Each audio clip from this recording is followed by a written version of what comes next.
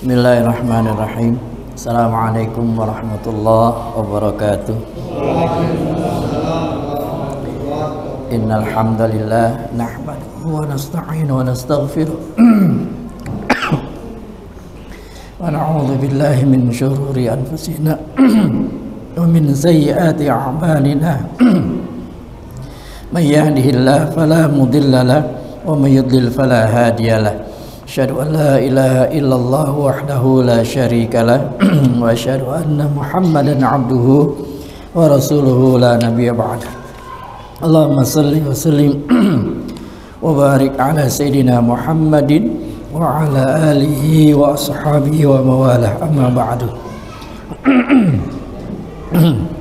Alhamdulillah, kita panjatkan puji syukur kita kepada Allah tabaraka wa taala atas karunia nikmat yang dilimpahkannya kepada kita.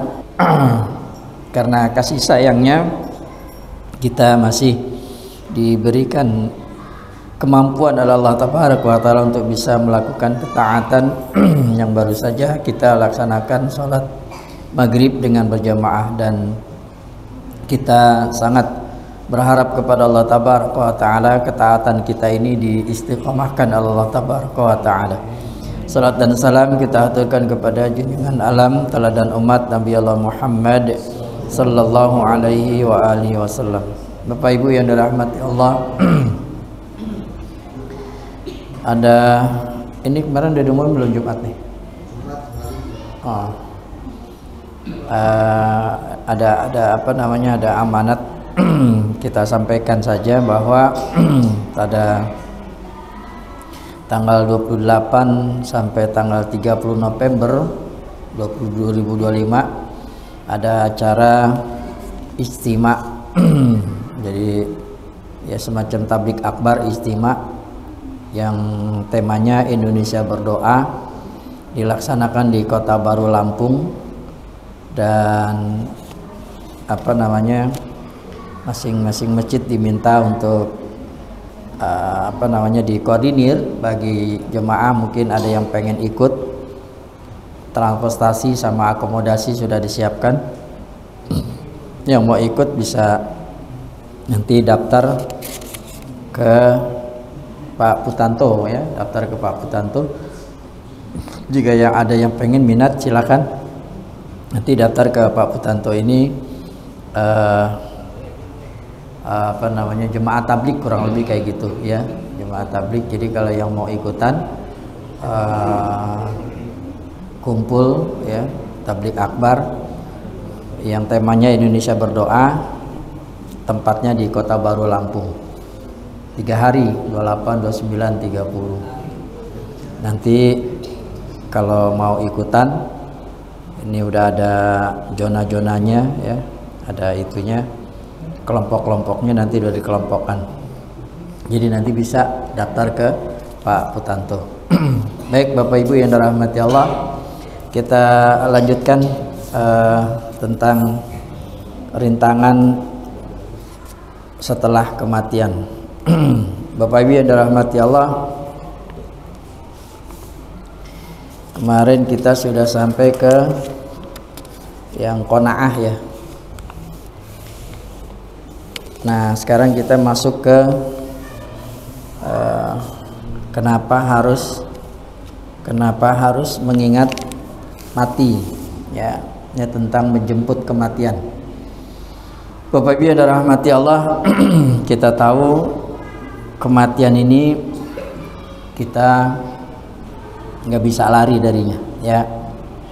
Seringkali kita lupa ya. Tetapi buat orang beriman, kematian ini adalah sesuatu yang menjadi pengingat untuk membangkitkan ya, semangat ibadah kita kepada Allah tabaraka wa taala. Bapak Ibu yang dirahmati Allah, di Al-Qur'an surat 2 ayat Al-Qur'an surat Al-Baqarah ayat 96, surat 2, Allah tabaraka wa taala berfirman, "Wala tajidannahum ahrasan nasi ala hayat wa minal ladzina asyraku yawaddu ahadukum law yu'ammaru alfasanah wa ma hum bimuzahzihi minal adzabi ay yu'ammar wallahu basirum bima ya'malun. Orang-orang musyrik ya Bapak Ibu yang dirahmati Allah, dan sungguh kamu akan mendapati mereka manusia yang dikatakan bahwa orang-orang musyrik itu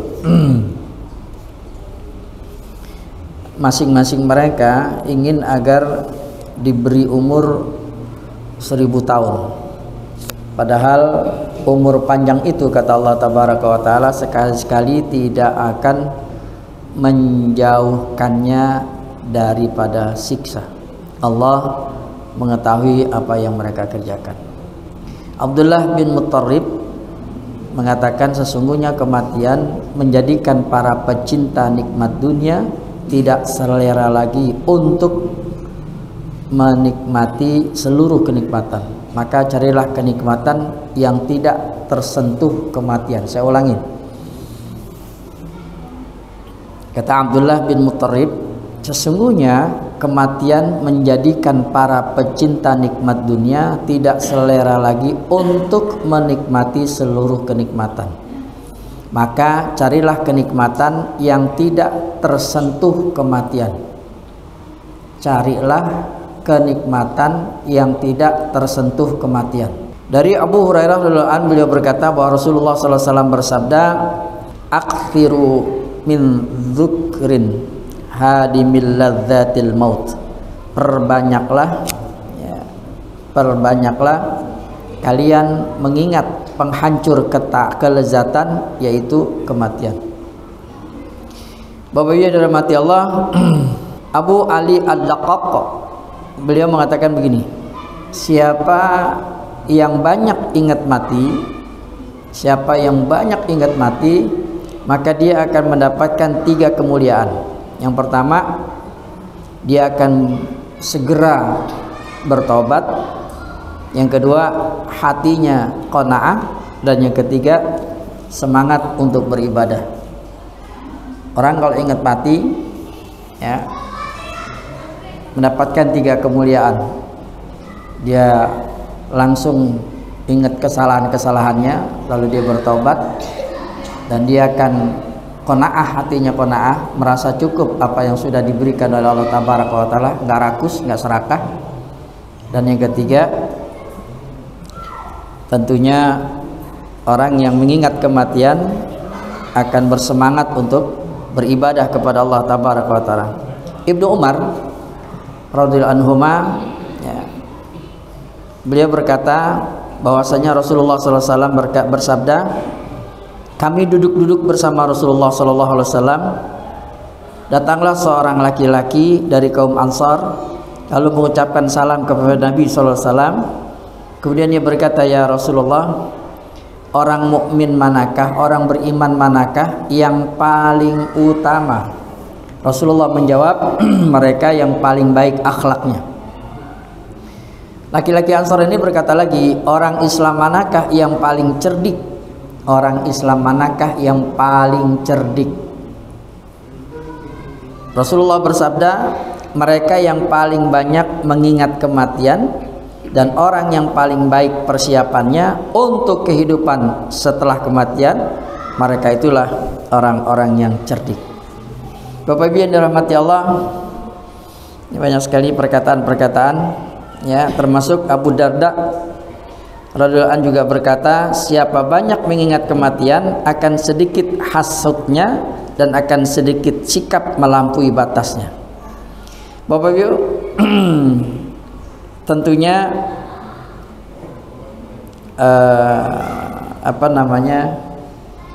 ingat mati ini sesuatu hal yang bukan cuma sesaat-sesaat, tetapi setiap detik ya, kita harus sudah ingat sama mati.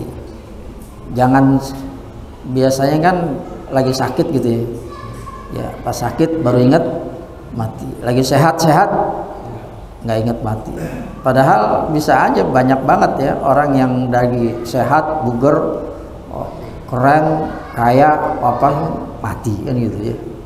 Bapak Ibu dalam mati Allah, kita tahu bahwa setiap kita, setiap makhluk yang punya nyawa, dia pasti akan mati. Saya akan bacakan beberapa surat Al-Maidah surat 5 ayat 106. Allah berfirman, in antum darabatum fil ardi fa asabatkum musibatul maut. Jika kamu dalam perjalanan di muka bumi lalu kamu ditimpa musibah kematian. Banyak kan? Banyak ya. Di jalan raya lagi senang-senang di tempat tamasya. Oh banyak nih ya. Surat Muhammad ayat 18. Fahal yanzuruna illa sa'ata an ta'tiyahum baghtah faqad jaa asyratuha fa anna lahum idza ja'atuhum dzikrahum. Maka tidaklah yang mereka tunggu-tunggu melainkan hari kiamat, yaitu kedatangannya kepada mereka dengan tiba-tiba. Yang dimaksud kiamat di sini adalah kematian. Karena sesungguhnya telah datang tanda-tandanya. Maka apakah faidahnya bagi mereka? Kesadaran mereka itu apabila kiamat sudah datang. Bapak Ibu yang dirahmati Allah, surat Al-Jumu'ah ayat 8. Qul innal mautal ladzina tafirruna minhu fa innahu mulaqikum thumma turadduna ila alimil ghaibi wasyahadati fayunabbiukum bima kuntum ta'malun. Katakanlah, sesungguhnya kematian yang kamu lari daripadanya, maka sesungguhnya kematian itu akan menemui kamu. Kemudian kamu akan dikembalikan kepada Allah yang mengetahui yang gaib dan yang nyata. Lalu dia memberitakan kepadamu apa yang telah kamu kerjakan. Surat 4 surat An-Nisa. Aynama takunu yudrikumul mautu walau kuntum fi burujim musayyadah. Di mana saja kamu berada, kata Allah, kematian akan mendapatkan kamu, kendati pun kamu di dalam benteng yang tinggi lagi kokoh. Kapan, di mana, dalam keadaan bagaimana, kematian itu kita nggak tahu, tapi pasti datang. Bapak Ibu yang dirahmati Allah, oleh karenanya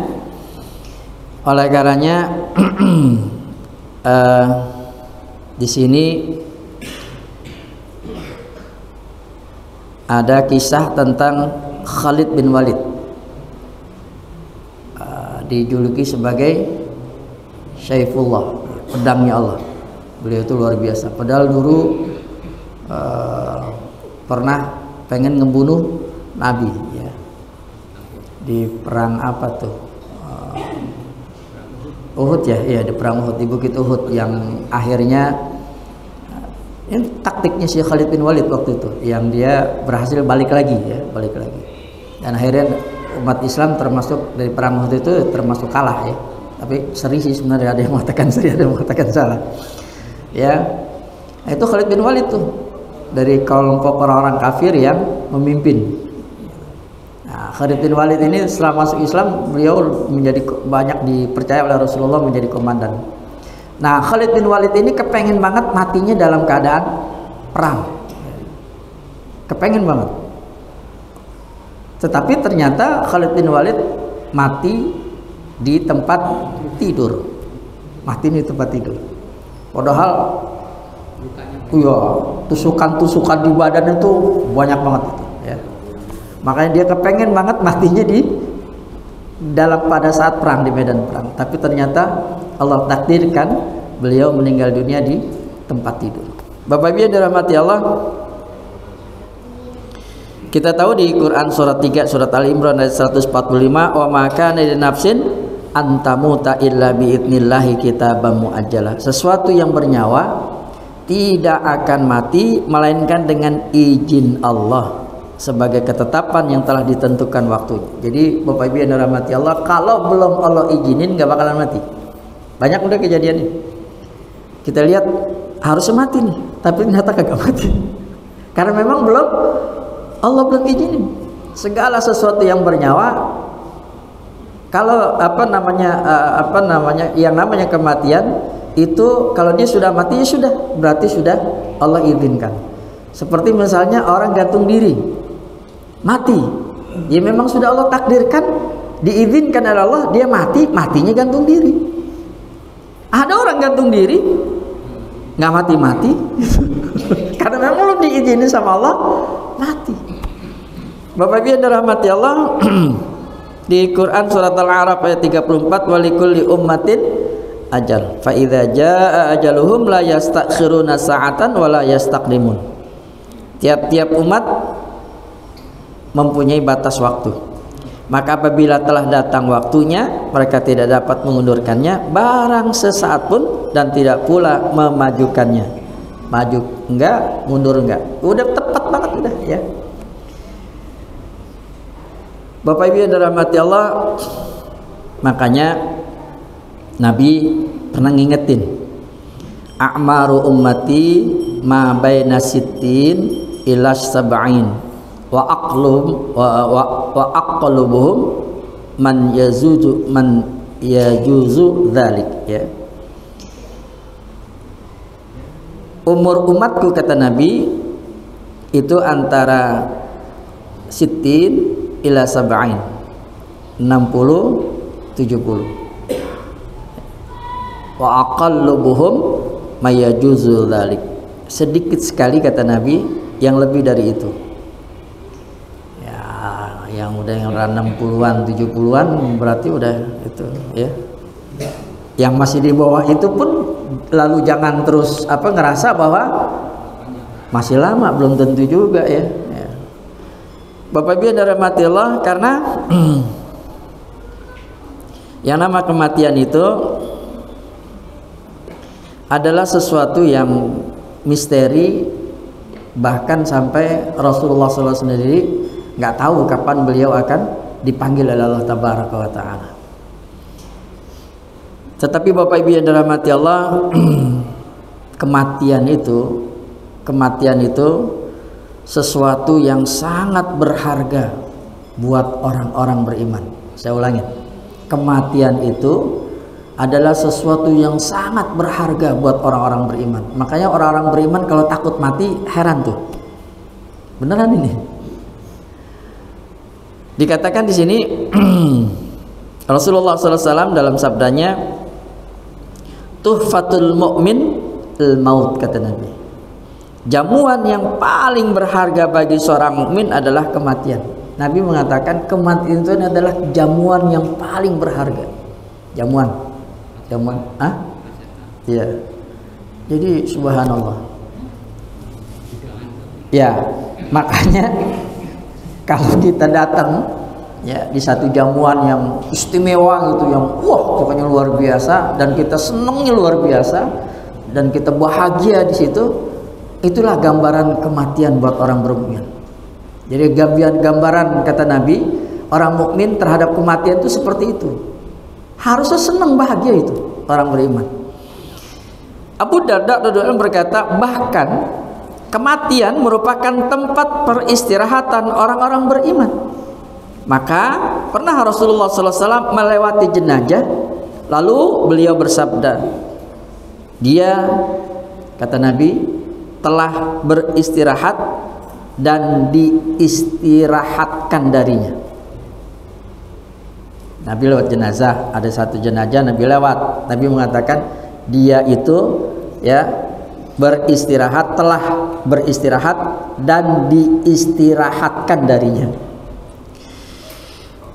Lalu para sahabat bertanya, ya Rasulullah, apakah yang dimaksud dengan dia beristirahat dan diistirahatkan darinya? Lalu Rasulullah SAW bersabda, seorang hamba mukmin, orang beriman, ketika mati beristirahat dari beban hidup di dunia. Benar apa benar nih, Pak?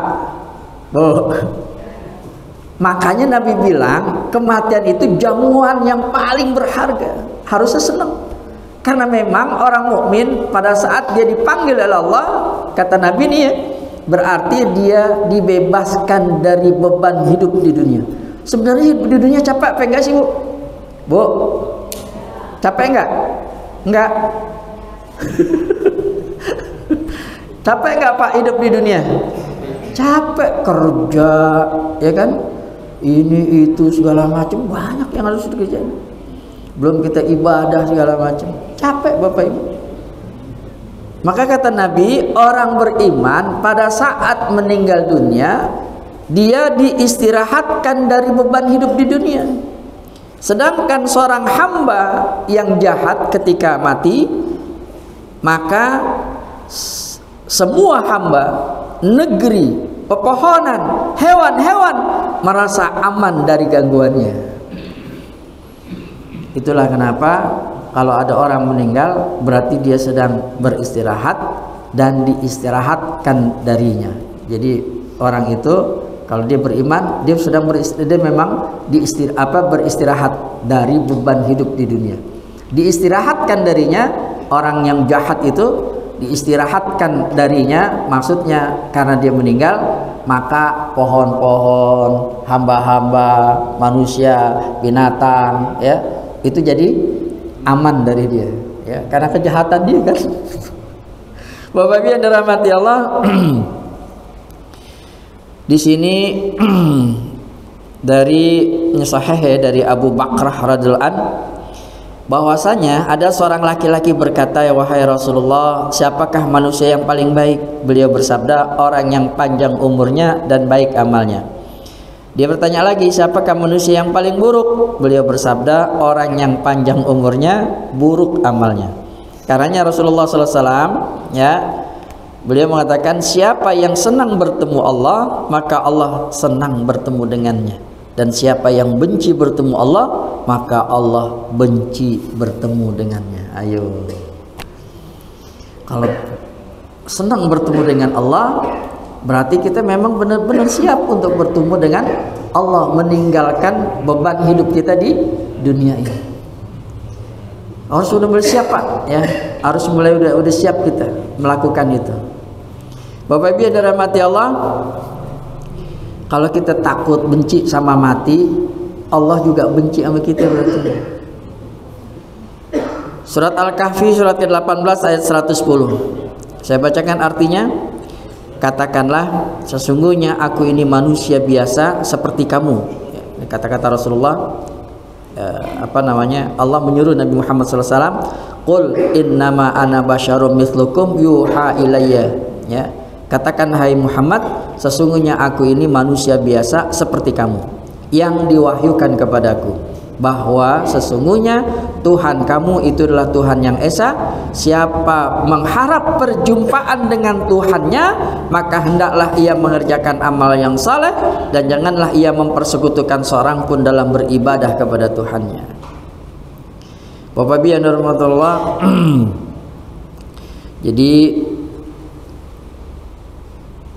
redha, ya, untuk berjumpa dengan Allah itu satu keniscayaan, dan kita harus sudah siap kapanpun, dimanapun, dalam keadaan apapun, ya udah siap aja. Nanti saya akan bacakan beberapa contoh-contoh tentang orang-orang yang mati husnul khatimah sama yang mati su'ul khatimah, beberapa ciri-cirinya, apa penyebabnya dan lain sebagainya. Nanti di buku ini ada insyaallah. Bapak Ibu yang dirahmati Allah, saya pengen masuk lagi ke ini berdasarkan petunjuk Al-Quran, As-Sunnah, ijma' para sahabat serta dalil secara logika bahwa yang namanya jiwa, yang namanya nafas jiwa, satu materi berbeda dengan materi ruh. Jiwa beda dengan ruh. Saya ulangi lagi, jiwa beda dengan ruh. Maka ruh adalah materi bangsa cahaya, berkedudukan tinggi, lembut, sangat ringan, hidup dan bergerak, berbaur dalam inti anggota tubuh dan menyebar di dalamnya seperti menyebarnya air di pohon melati, menyebarnya minyak pada biji-bijian zaitun, atau menyebarnya api pada arang. Selagi inti anggota tubuh masih sanggup menampung penyebaran ruh yang lembut dan halus, maka jasad tersebut masih tetap hidup. Bapak Ibu yang dirahmati Allah, ini keterkaitan antara ruh dengan badan, ya. Itu ada 5. Yang pertama, keterkaitan ruh dengan badan pada saat di dalam kandungan. Yang kedua, keterkaitan ruh dengan badan pada saat keluar lahir ke muka bumi. Yang ketiga, keterkaitan ruh dengan badan pada saat sedang tidur. Bapak Ibu, kalau lagi tidur itu sepertinya pisah, tapi sebenarnya nyambung, ya. Itu makanya orang tidur itu antara hidup dan mati. Itulah kenapa doanya Bismika Allahumma ahya wa amut, atau Bismika Allahumma amut wa ahya. Terserah mau bolak-balik ya. Boleh ya, boleh bolak-balik. Maka doanya itu pasrah ya, dengan nama Allah aku hidup dan aku mati. Karena memang tidur itu antara hidup dan mati. Ada yang dibangunin, makanya Nabi suruh pada saat bangun, alhamdulillahilladzi ahyana ba'da ma amatana wa ilaihi. Kalau mati ya udah, berarti kagak doa-doa lagi kan gitu. Ya. Bapak Ibu yang dirahmati Allah, yang keempat, keterkaitan ruh dengan badan pada saat berada di alam barzakh, di alam kubur. Meskipun berpisah, namun tidak secara total dan bukan tidak bisa bertemu kembali. Bahkan dia, ruh, bisa mendengar suara terompah sandal para pelayat yang sedang berjalan pulang meninggalkan pekuburan. Demikian itu kembalinya ruh ke badan secara khusus yang tidak mewajibkan ada kehidupan badan sebelum hari kiamat. Nabi memberitakan pada saat nanti ya idza wudi'a fi qabrihi, ketika kita nanti badan kita dimasukkan ke liang lahat, ya, itu kan kita udah mati tuh ya, dimasukkan ke liang lahat, lalu orang-orang yang nguburin kita pergi ya, itu Nabi menggambarkan kita dengar orang-orang yang pergi ninggalin kuburan kita dengar tuh suara suara terompahnya, suara kakinya ninggalin kuburan kita dengar tuh katanya. Kalau kita dengar, padahal kita udah dibilang mati, kita udah mati itu, makanya kita dikubur. Tapi Nabi mengabarkan kita bisa mendengar suara terompah orang. Suara terompah itu langkah kaki, suara sendal sepatu, langkah kaki orang-orang yang nguburin kita dengar ninggalin kuburan kita dengar itu. Allahu Akbar. Yang kelima, keterkaitan ruh dengan badan pada saat jasad dibangkitkan pada hari kiamat, sedangkan keterkaitan ini tidak seperti sebelumnya, karena keterkaitan ini tidak menjadikan badan mengalami kematian, tidur, kepunahan, karena tidur adalah adik kandungnya kematian. Maka renungkanlah pasti berbagai macam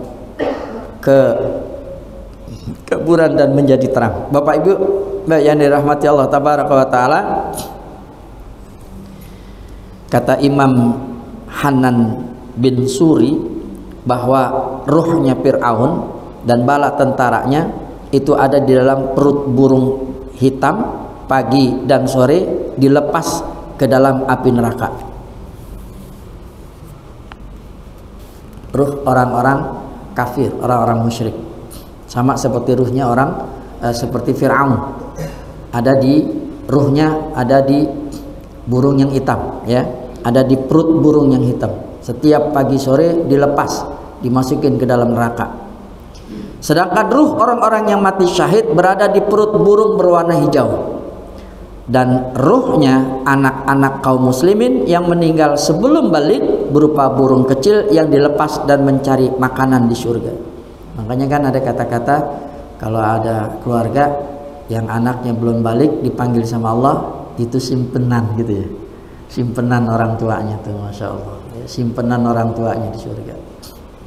Bapak Ibu yang dirahmati Allah, sesungguhnya ruh pada saat mati dan lepas dari badan lalu ditarik, maka dia berada di alam barzakh sesuai dengan kondisinya. Ruh para nabi berada di rafiqul a'la, ruh orang-orang yang mati syahid berada di perut burung berwarna hijau, ruh orang-orang mukmin, orang beriman berupa burung yang bertengger di pohon-pohon surga, dan ruh anak-anak kaum muslimin berada di surga yang disusui oleh wanita penghuni surga, atau berada di atas gunung surga bersama Nabi Ibrahim dan Sarah, dan ruh orang-orang kafir berada di Sijjin.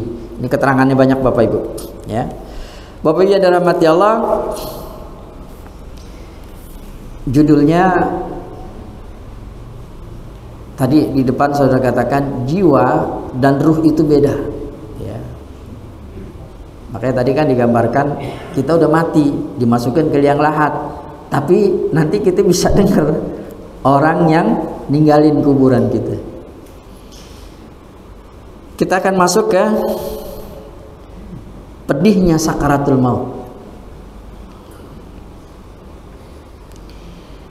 Kalau seorang hamba tidak pernah mengalami kesulitan dan petaka hidup kecuali hanya sakaratul maut, cukuplah ia menjadi musibah dahsyat yang membuat hambar semua bentuk nikmat dunia.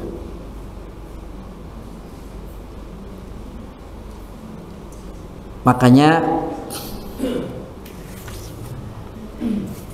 di dalam Al-Quran surat Qaf ayat 19, wajaat sakratul mauti bil haqq dzalika ma kunta minhu tahid, dan datanglah sakaratul maut dengan sebenar-benarnya, itulah yang kamu selalu lari daripadanya. Bapak Ibu yang dirahmati Allah,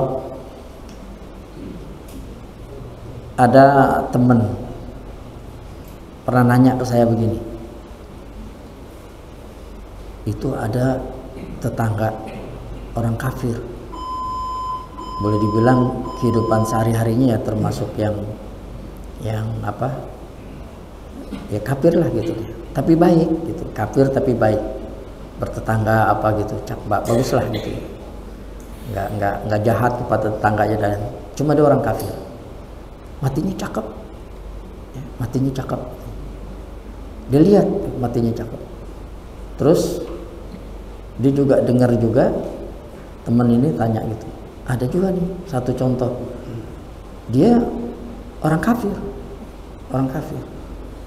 tapi matinya cakep gitu. Yang pengen saya tanyain, katanya kalau orang kafir itu sakratul mautnya dahsyat, kok nggak kelihatan tanda-tandanya gitu. Nah, pertanyaan ini Bapak Ibu jadi apa namanya, jadi pikiran saya. Lalu setelah saya baca buku ini, alhamdulillah dapat jawabannya. Dan ini nanti kita akan lanjutkan di malam Jumat berikutnya. Udah masuk waktu Isya. Ya.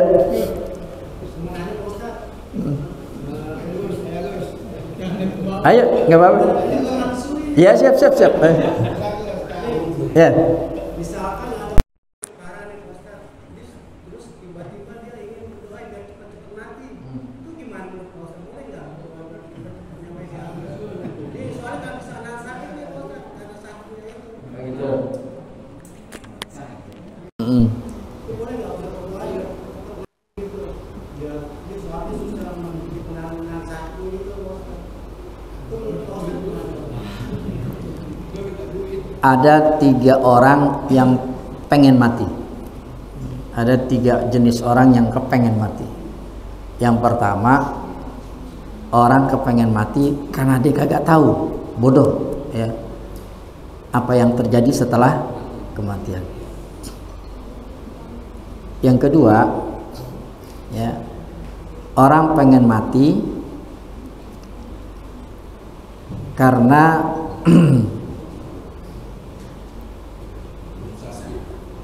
kenapa? Ya, saya lupa tuh. Yang ketiga orang pengen mati karena rindu pengen bertemu dengan Allah. Nah, yang kedua ini ya. Jadi memang ada tiga macam orang. Orang yang pengen mati itu karena bodoh, karena kebodohannya, karena dia nggak tahu apa yang akan terjadi setelah kematian, makanya dia pengen mati. Jangan-jangan termasuk yang ditanyain sama Agus. Karena ketidaktahuannya apa nanti akan terjadi setelah kematian, mungkin karena dia nggak belajar, karena dia kagak cari tahu tentang nanti dikubur seperti apa. Bapak Ibu yang dirahmati Allah, ini saya baca buku ini tentang kubur, serem Bapak Ibu ya, tapi nggak apa-apa biar kita tahu nanti.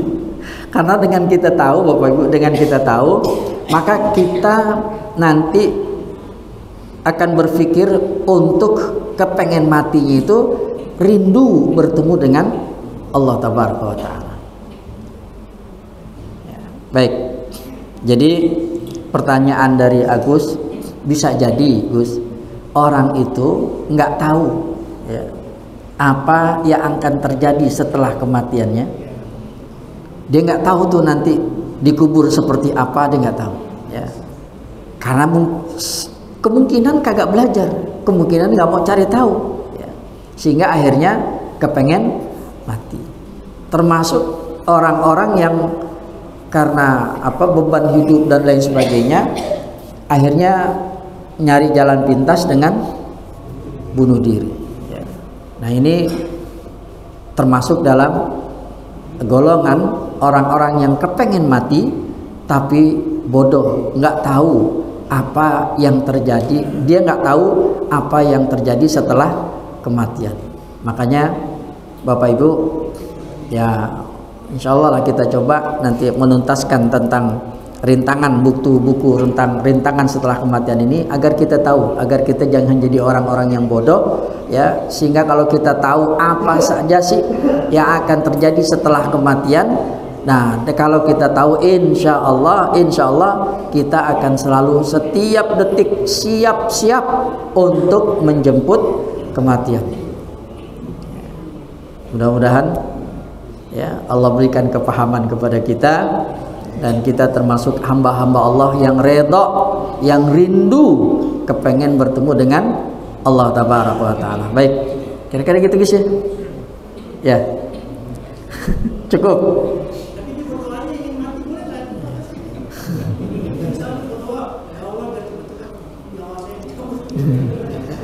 Karena udah nggak tahan sakitnya gitu ya. Hah? Karena udah nggak tahan sakit sama penyakitnya gitu. Hah? Iya, berdoa seperti itu karena udah nggak tahan sama sakitnya gitu. Iya, karena saking sakitnya, penderitaannya dan segala macam, sampai dia minta sama Allah agar dicabut nyawanya. Boleh apa kagak? Bapak Ibu yang dirahmati Allah, minta mati itu sesuatu hal yang boleh dikatakan ya dilarang ya, kecuali dia dalam keadaan terzolimi ya.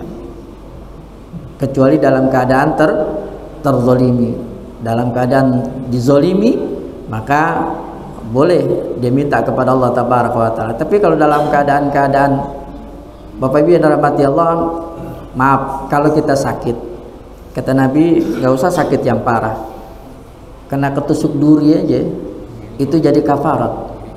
Iya, itu jadi kafarat. Ketusuk duri aja jadi kafarat, jadi penebus dosa, apalagi sakit yang parah. Iya, kalau kita sabar, ridho dengan penyakit yang kita punya itu, yang kita derita itu, kita sabar, kita ridho, maka itu jadi kafarat, nembusin dosa kita. Hah?